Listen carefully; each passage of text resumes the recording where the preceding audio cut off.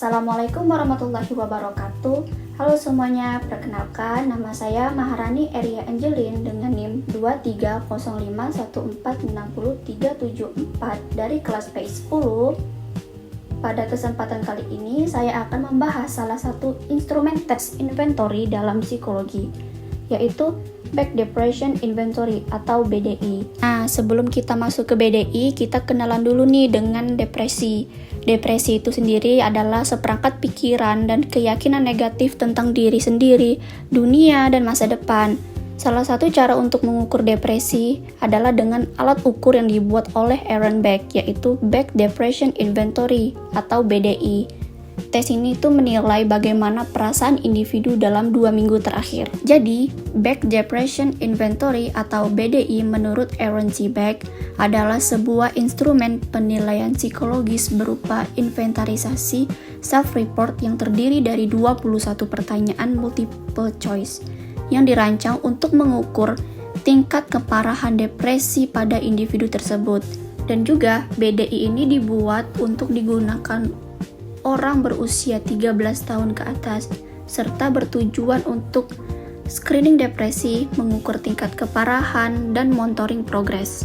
Nah, kalau kita lihat lagi sejarahnya, BDI pertama kali itu muncul pada tahun 1961, yang mana dikembangkan oleh Aaron C. Beck bersama Ward, Mendelson, Mock, dan Erboh. Kemudian pada tahun 1971, BDI itu mengalami revisi lagi yang kemudian mendapatkan hak cipta resmi itu pada tahun 1978 dengan versi BDI 1A. Dengan adanya revisi ini itu untuk mengembangkan dan memperbaiki instrumen agar lebih sesuai dengan kebutuhan evaluasi depresi klinis pada saat itu.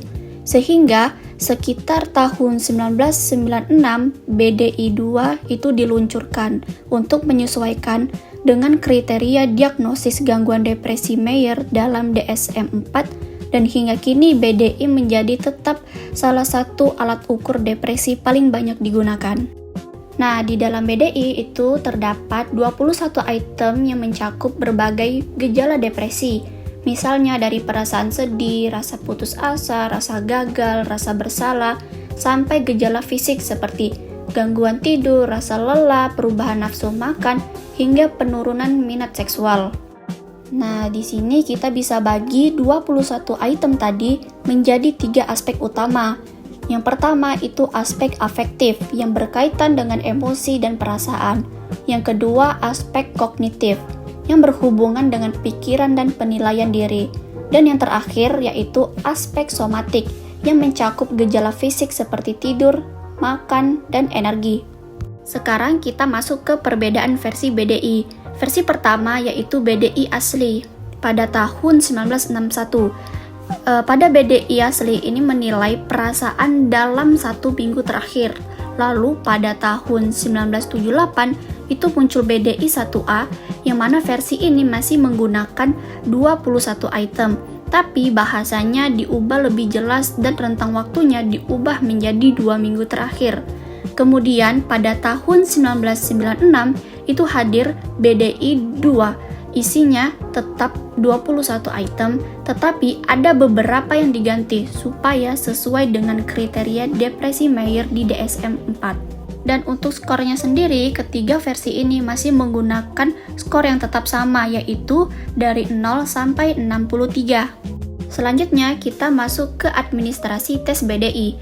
Tes ini bisa diberikan kepada remaja dan orang dewasa atau sekitar umur 13 tahun ke atas. Biasanya diadministrasikan oleh psikolog, konselor, atau peneliti yang memahami cara menginterpretasi hasil tes. Waktu pengerjaannya relatif singkat, sekitar 5-10 menit saja. Bentuknya berupa kuesioner dengan 21 item. Setiap item memiliki 4 pilihan jawaban dengan skor 0-3. Dan pengerjaan tes ini dilakukan secara mandiri atau self-report dan sebaiknya juga dilakukan di tempat yang tenang agar hasilnya lebih akurat. Nah, di sini kita bisa lihat apa aja nih yang dibutuhkan untuk ngelaksanain tes BDI. Yang pertama itu ada panduan administrasi, yang isinya itu ada instruksi cara pakai tes sama aturan scoring yang harus diikuti oleh profesional. Terus ada lembar kuesioner BDI 2 yang isinya itu terdapat 21 pertanyaan dan harus diisi langsung oleh responden. Nah, alat tulis juga seperti pensil atau pulpen itu juga dibutuhin untuk ngisi kuesionernya. Dan yang terakhir itu ada kalkulator atau alat bantu hitung sederhana. Tapi ini khusus dipakai oleh psikolog atau profesional untuk menjumlahin skor akhir dari jawaban responden tersebut. Selanjutnya itu, di sini terdapat instruksi dalam pengerjaan tes. Di sini responden mengisi 21 item pertanyaan tentang perasaan dan pengalaman selama 2 minggu terakhir. Lalu pilih jawaban yang paling menggambarkan perasaan kamu pada saat 2 minggu terakhir. Jawabannya tidak ada yang benar ataupun salah, jadi pilih yang paling sesuai dengan keadaanmu. Tandai jawaban yang kamu pilih dengan jelas, misalnya dengan memberi tanda centang atau melingkari. Isi semua pertanyaan dengan jujur agar hasilnya lebih akurat. Waktu pengisian sekitar 5 hingga 10 menit. Dalam pengerjaannya, tidak perlu terburu-buru, fokus saja pada perasaan kamu. Setelah selesai, skor akan dihitung untuk melihat tingkat depresi yang dialami. Nah, di bagian scoring ini, setiap jawaban dari 21 item pada BDI diberi nilai dari 0 sampai 3. Setelah semua dijawab, skor tersebut dijumlahkan sehingga menghasilkan skor total. Dari skor total inilah tingkat depresi bisa ditentukan. Kalau hasilnya berada di rentang 0 sampai 9, berarti tidak ada depresi. Kalau skornya antara 10 sampai 18, masuk kategori depresi ringan hingga sedang. Untuk skor 19 sampai 29 itu memiliki depresi sedang hingga parah. Dan kalau skornya mencapai 30 sampai 63 berarti depresi parah. Jadi prosesnya itu adalah menghitung skor terlebih dahulu, kemudian melihat kategori pada tabel ini untuk mengetahui tingkat keparahan depresinya. Dan yang selanjutnya itu ada kelebihan dan kelemahan dari alat tes ini. Kelebihan BDI itu adalah alat screening depresi yang praktis karena dapat dilakukan dengan cepat, mudah, dan biaya yang relatif murah. Instrumen ini itu memiliki tingkat akurasi yang cukup tinggi serta dapat diandalkan untuk memantau perkembangan kondisi individu tersebut. Tetapi BDI juga memiliki keterbatasan seperti adanya kemungkinan responden untuk memberikan jawaban yang tidak jujur, sehingga hasilnya bisa dibilang kurang tepat.